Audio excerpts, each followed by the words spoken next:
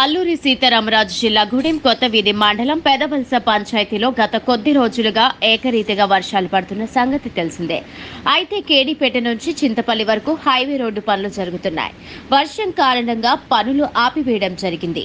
ఏకదాటుగా పడుతున్న వర్షాలకు పెదవలస గ్రామంలో రోడ్ల మీద తిరగాలంటేనే ప్రయాణికులు, గ్రామస్తులు నానా అవస్థలు పడేటట్లున్నాయి. ప్రస్తుతమైన రోడ్డు మరమ్మతులు, ప్రయాణం చేసే ప్రయాణికులు, రోడ్లు పక్కన నివసిస్తున్న గ్రామస్తులు నానా అవస్థలు పడుతున్నారు. అయితే వర్షాలు తగ్గిన వెంటనే రోడ్డు పనులు పూర్తి చేయాలని ప్రయాణికులు, గ్రామస్తులు ఆవేదన వ్యక్తం చేస్తున్నారు.